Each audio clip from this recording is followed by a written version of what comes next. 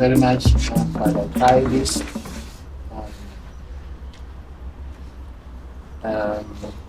Let me sail through the protocol that was already said, and who are present here, the chairperson of the Catholic legislators, Honorable Senator Priska Mfumira, and your executive, honorable members of parliament here present, heads of the ZCBC commissions, tikamirirawo vanasekuru vari pano nevasipo. As we gather for this engagement, I'd like to acknowledge our importance and yet complementary roles in the church in promoting the common good. I must say I'm pleased that after some time we come together as co-workers in the field of the Lord to encourage and affirm each other in our vocations as we seek to witness to the gospel and so fulfill our mission.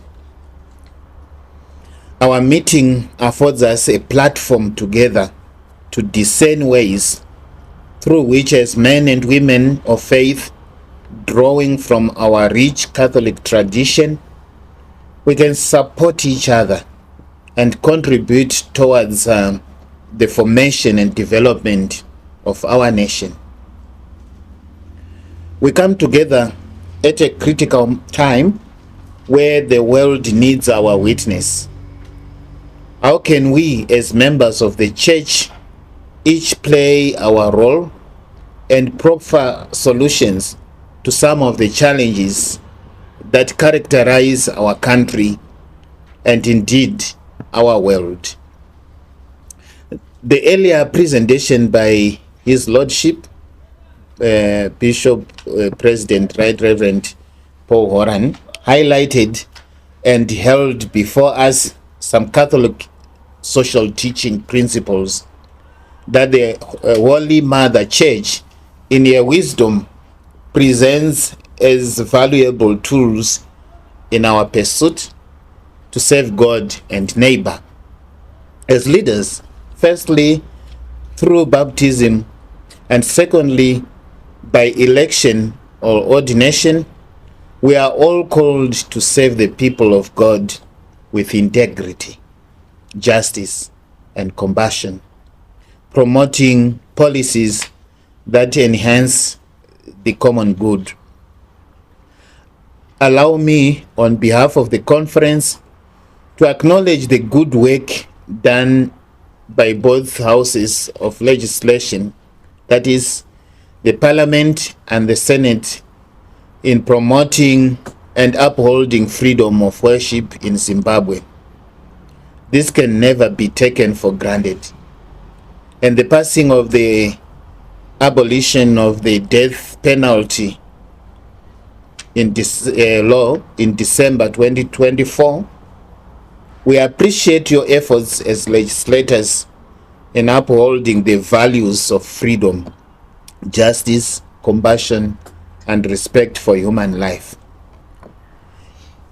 As Parliament, you paid tribute to the late Pope Francis, acknowledging his transformative 12-year papacy and legacy of humility, compassion, and global moral leadership. Honorable Speaker, and in leading the tribute, you described the late Pope Francis as a voice of reason and compassion in a divided world.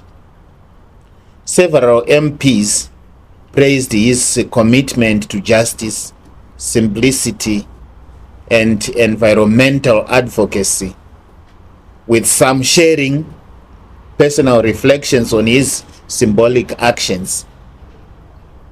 We are also grateful for your active participation in the national and diocesan events of the Church and the support that you render to the Church. Of note, in this year of the Jubilee of Hope is your participation in the various universal and local celebrations of the Jubilee. Worth noting is your participation in the Jubilee of Parliamentarians in Rome. We met some of you in Rome. Thank you very much. We don't just thank you because we are Catholics, but because you are doing good in our given circumstances. As a synodal gathering, we are here at the Africa Synod House to chart new paths, journeying together, fostering growth, and rededicating ourselves to service guided by the Holy Spirit. As your Bishop Chair, I deliberately choose that together we discern areas of need as we seek to support each other and answer the call of our vocation as the clergy and parliamentarians. As a way forward, I suggest that we use parts of the conversation in the Spirit to find what it is that we can do better as legislators and as your shepherds to serve our people. Conversations in the Spirit is a prayerful way of listening to each other and discerning together the will of God for us. This way of doing things is synonymous with the Synod on synodality and has characterized the synodal path.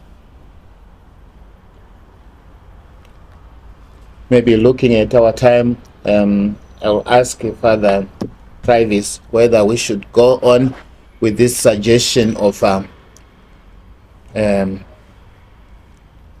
the synodal way, the conversation in the Spirit. Thank you, Sekou. I would suggest that maybe we hear from Honorable Senator Mike Fumira, and then we open that conversation. Thank you. Thank you very much for